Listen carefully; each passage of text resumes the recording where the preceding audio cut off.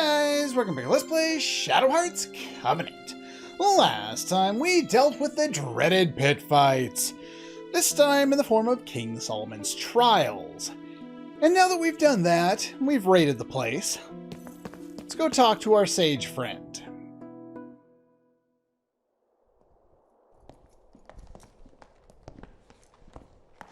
So you finally come. The Outlanders who wish to question me. Are you Bishop Jovis? Yes. We came here from Russia. We want to find out what you can tell us about Sapientes Gladio and their leader, Rasputin. I've washed my hands of them completely. We were once aligned.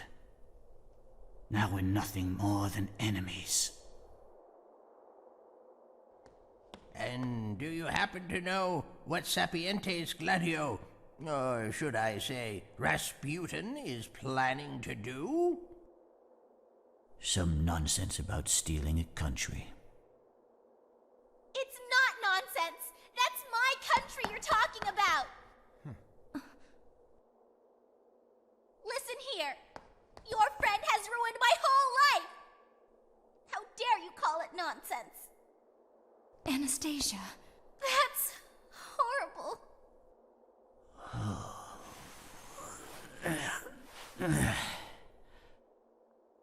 My words were careless. I beg your forgiveness, Princess. Are you blind? Mm-hmm. I can sense only some light, that is all. Although now, I am able to see many of the things that I could not see when I had my sight.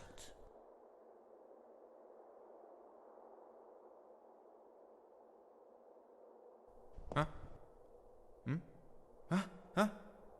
Yes, you idiot. When you first set foot into my church, I felt as if an old friend had come to visit. Friend?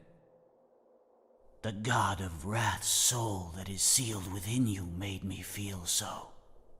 I could sense his presence. What? The god of wrath's soul? His power has also been sealed by that foul mistletoe's curse. You know about that? Fate certainly does have its ironies, wouldn't you say? Can't you speak more clearly, old man? I am sorry.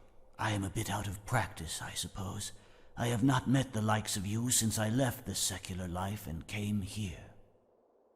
I think I can answer the questions that you seek. Allow me to tell you about Rasputin. Yuri's stupidity reminds me of Goku from Dragon Ball. I've been watching Super. God, he's stupid. I love how Abridged turned him into a stupid but funny character. And the original show Was when it all began. he's just stupid and annoying. I was betrayed by my disciple and forsaken by my friend. My friend and I had just taken a young Rasputin as our new disciple. Nice But hat. time passed, and soon Rasputin had gained the power he needed to fulfill his ambition. That was when he showed his true self. Recognizing his madness too late, my friend and I tried to fight him. But we were quickly undone by the demonic power he wielded. The two of us were banished, and Rasputin became the new leader.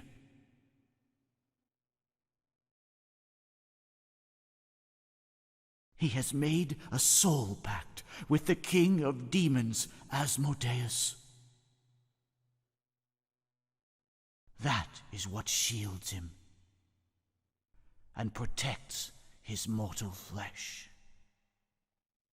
Well, his shadow is now explained, if you recall an episode or two back. A soul pact?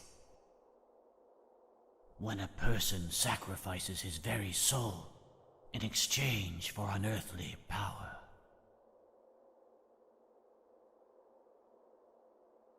Is that really possible?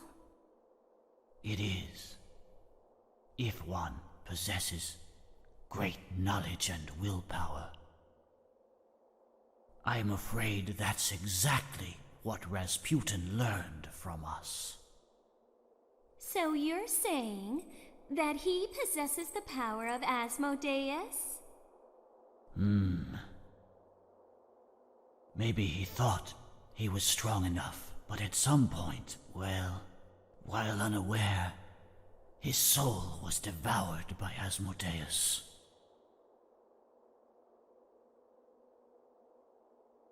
And now that demon within him seeks the destruction of this very world. Isn't there any way to stop Rasputin? A power equal to Asmodeus could break through his shield.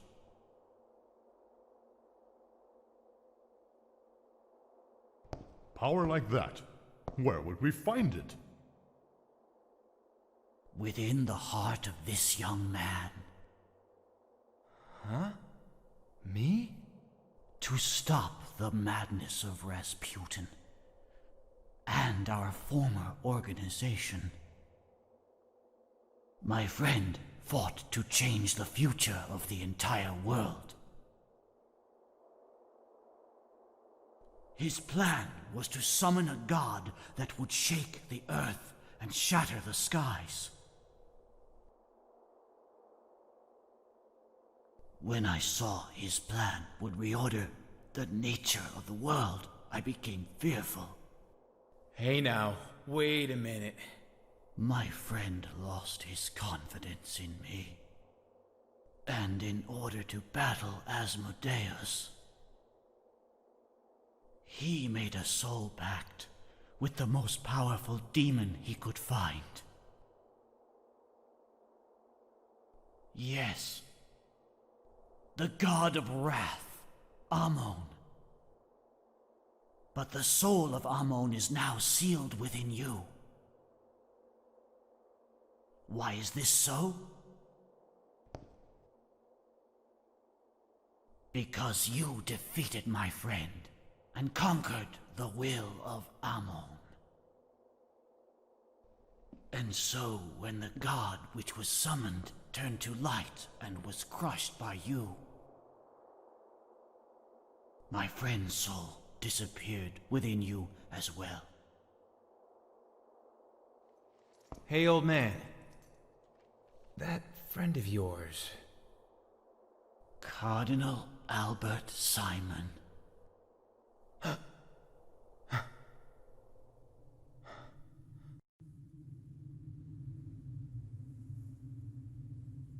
They made it obvious enough as they were talking about it that Yuri should have figured it out in the first 10 seconds of the conversation. But he's stupid. More so than he should be, even. Only the fallen angel Astaroth and the god of wrath Ammon have the power to resist Asmodeus. If you want to resurrect that power, you must first pass a trial. A trial? You must search for Ammon, buried somewhere within you.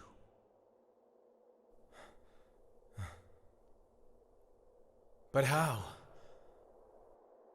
The mistletoe extinguishes your powers. The more you resist, the more the curse inside of you will eat into your very soul.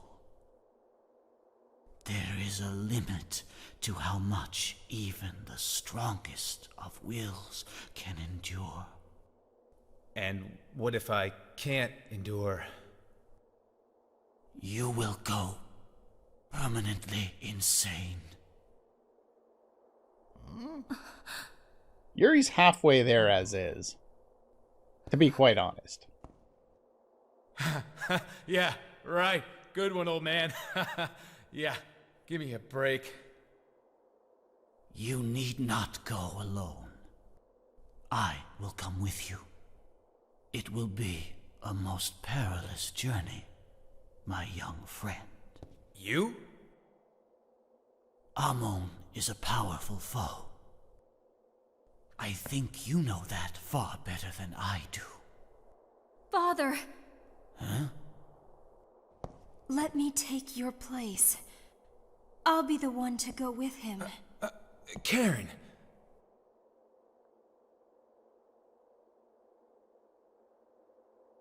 You know that failure means death. That's fine.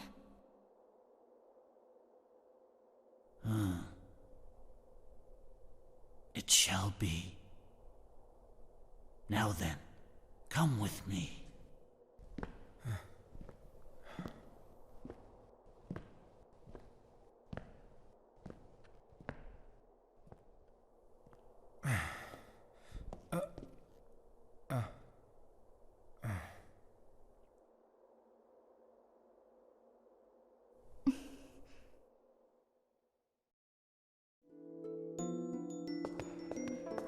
Okay, there is an absolute butt ton to unpack out of that.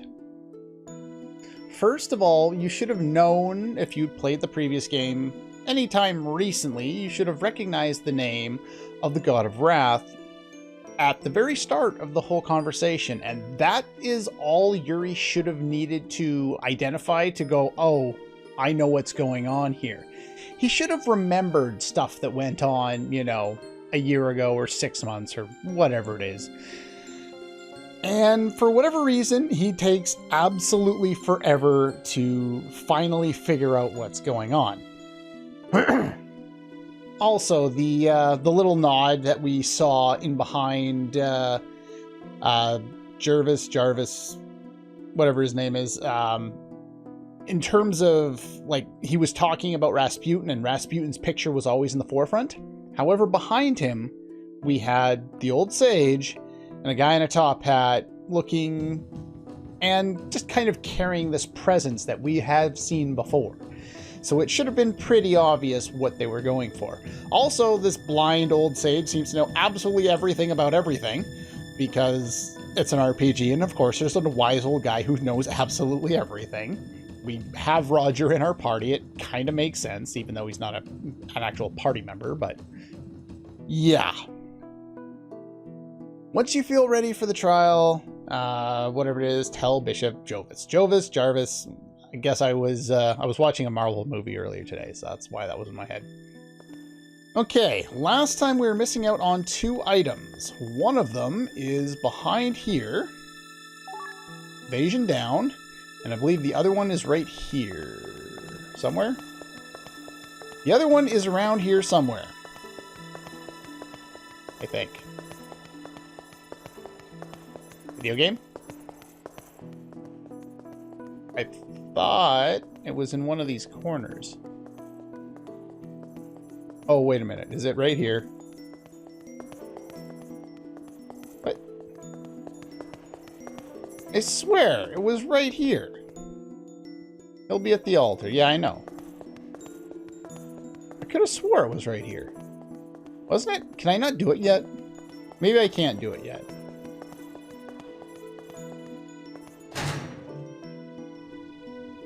Oh, it's in here. That's right. Can we get this yet? It's over here. I knew it was on the right side. The next thing I want to unpack out of that scene is Karen. Karen volunteers her own life to help Yuri in his quest here. Now, as observant observers of this video game and of the medium of RPGs in general, and pretty much any form of media, to be quite frank, they have 2 opposing gendered characters in a story. Chances are, and they're like the 2 leads, chances are there's going to be some kind of love connection there. I've already talked about it a little bit, but if you think about it, Yuri saved her when he was in, and by the way, that fusion that Yuri was in at the very start of the game, before we got to control him, before we even knew that he was a fused being, that was Amon. That's what Amon looks like in this game.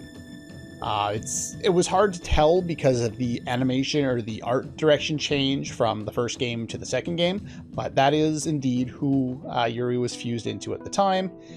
Now, Karen, the only thing that Yuri has done to endear himself onto Karen is that saving at the very start of the game when he didn't know her.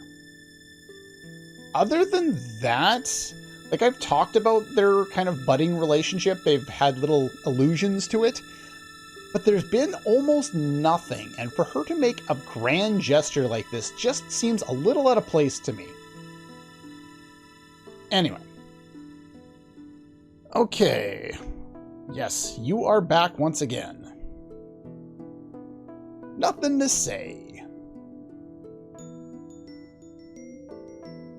Out of line, huh? Just wanted to be friends, because that's all I do.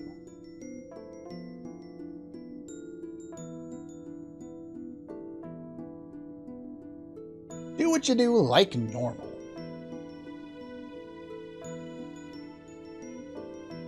You are indeed. World drowns in its own history. This time you must carry the burden of fate. Yuri, stop interrupting.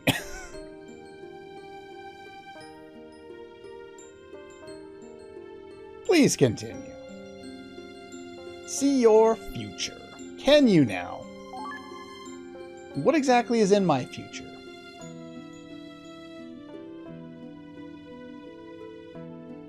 Carve your way through destiny. Blah, blah, blah, blah, blah.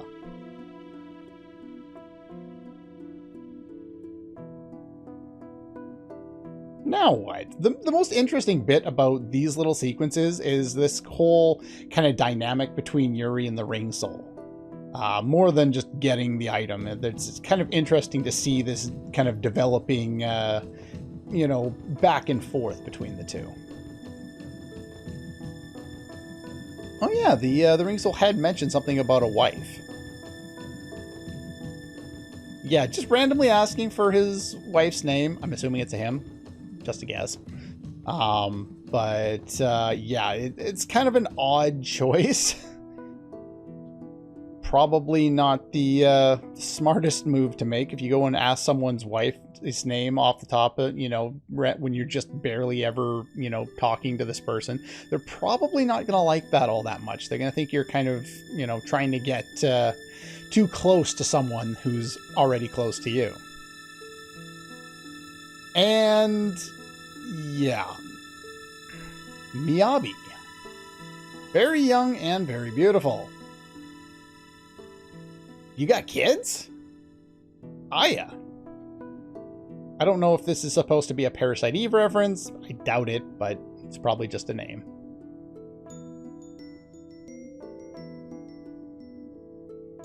Okay. Do Ring Souls... Is Ring Soul your job? Or is Ring Soul like a whole species of being? I don't know. Well, Yuri seems to have made peace with the Ring Soul. Okay. Let's do the cutscene.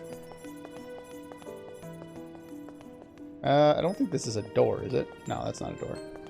I don't believe there were any more items in here. Yeah, no more items in here. So that, if I remember correctly from the previous episode, there was 2 items I was missing. So I believe that's it. And there's one more thing we were going to talk about in regards to that previous cutscene, but let's watch the next one first. Before doing this, I would recommend you have some kind of a backup save. I will go over why in a moment.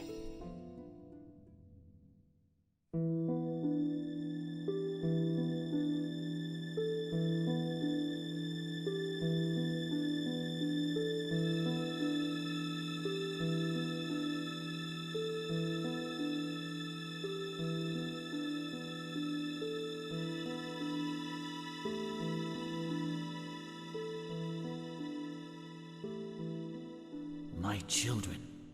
All I can give to you is my prayers. May God grant you strength. Karen, there's still time. Give it up. Oh, come on, it's too late. Yeah, but Karen, you don't really wanna see the inside of my heart. Something embarrassing there? Bite me. Maybe you just wanted to hold hands with the old man. Bite me. Probably the best back and forth they've had all game long. And she's already made the romantic gesture.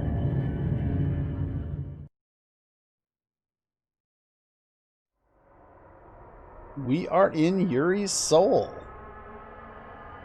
This is the graveyard. It's really screwed up. By the way, that's me in a tree. Don't talk to him, he's kind of grumpy.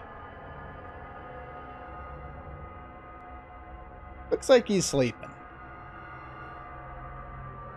Really good sleep.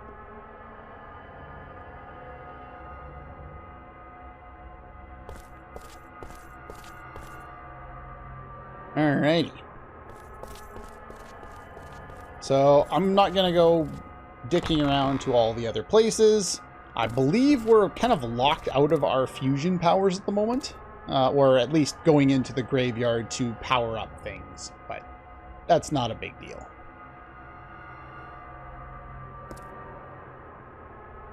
Yeah, oh, by the way, there's the soul of a dead girl in my soul here.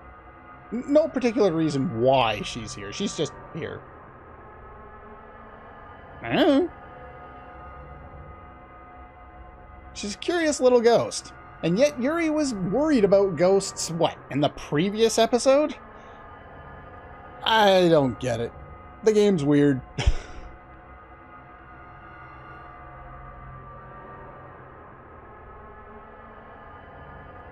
That would make sense. Seemed to be activating the mistletoe's powers. Not sure how he managed to do that, but sure. Doesn't seem to be anything you can do about the curse at this point.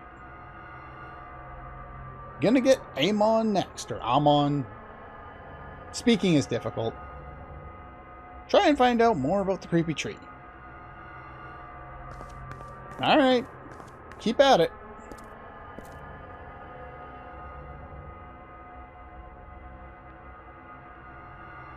Yeah. Kinda sorry about that.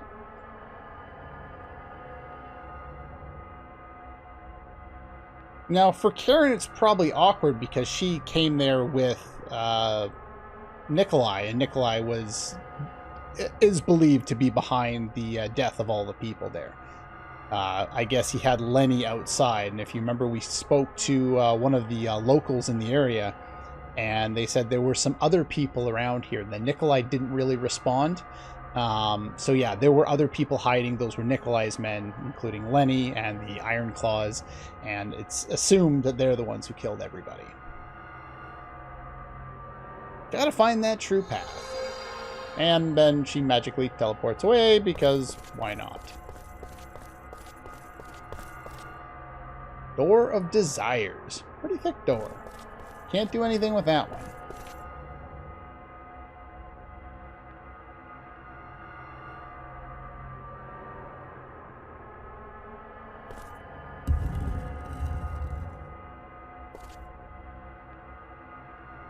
Oh, he's got the Laguna, leg cramp going on there.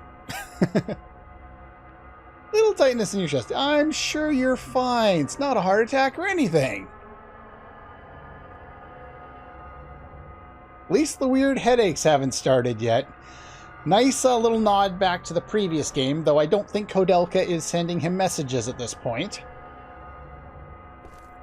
And if you recall, that was the source of everything before. Okay. The one final point that I wanted to talk about, and I'll throw the map on screen and we can start moving, or we could fight a battle first and foremost. Most of the enemies around here have under 100 HP. They drop roots or seeds.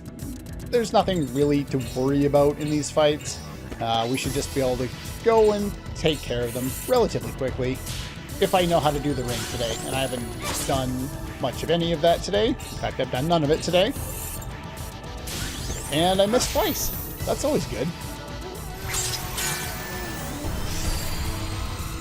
Yeah, we only have the 2 party members at this point, and apparently this guy is fast.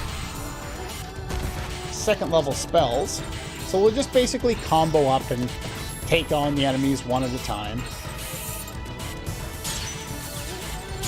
Even with the perfect... Oh, we can barely kill them. Cool. Don't underestimate me because I'm a woman. I would do no such thing. You'd probably kick my ass.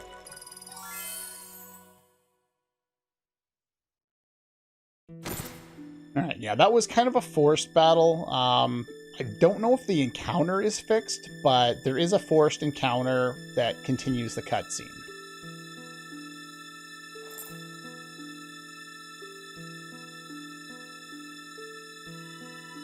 Not so much says pain as Yuri.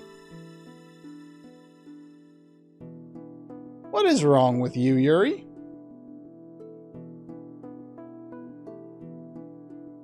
Trying to remember hurts your head.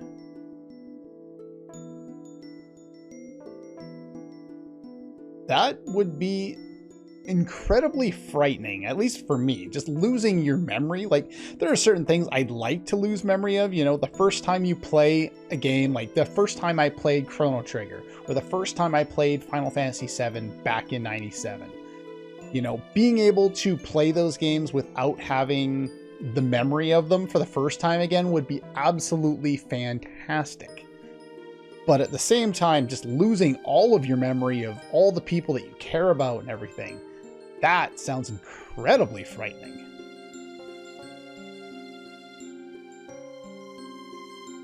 That should remind, yeah, that might help. I think I'll pass.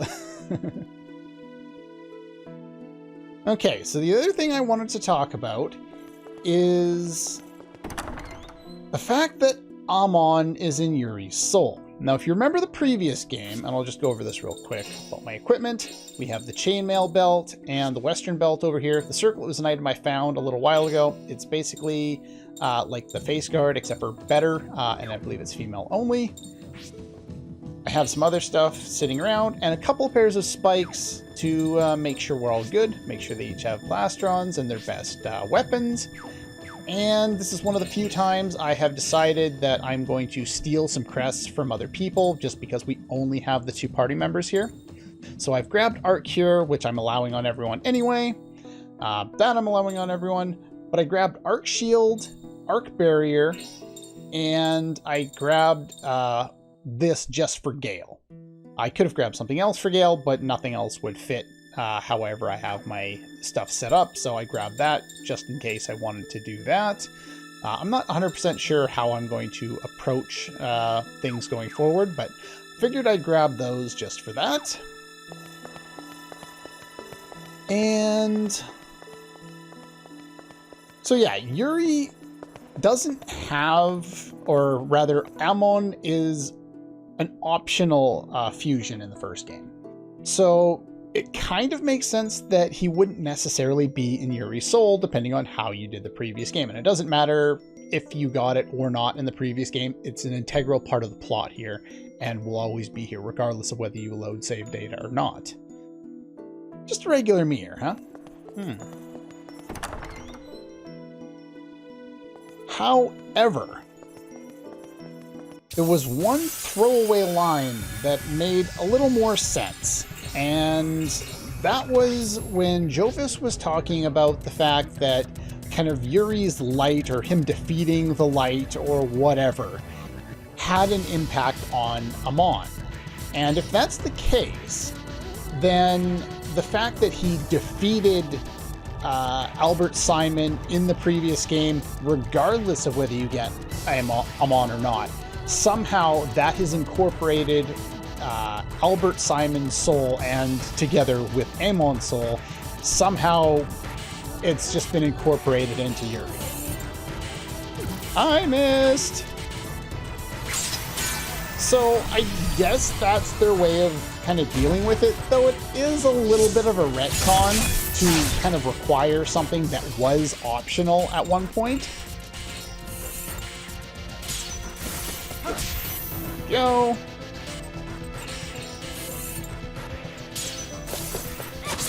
And there we go. I didn't expect much anyway. So that's what I wanted to unpack from the previous cutscene there. It's not a whole lot. Like, there actually is a whole butt ton of stuff there. We've reached a dead end. There's nothing there. Oh, we can go this way. Okay. Here's an actual door. Thought that was another mirror. Okay. Alright, I guess we'll keep going this way. Save point. Final door. And if you notice that red in the minimap, it's locked. We gotta find ourselves a nice little key in order to get through. But that's pretty much all the time we have for this one. If you have any kind of questions or takes on how it makes sense that Amon is somehow in Yuri's soul, even though it was an optional fusion in the previous game, let me know in comments. I'd be interested to kind of see someone else's take on it, because it's all just me kind of thinking spur of the moment, you know, train of consciousness kind of thing. But yeah, that's all for this one, and I'll see you guys next time.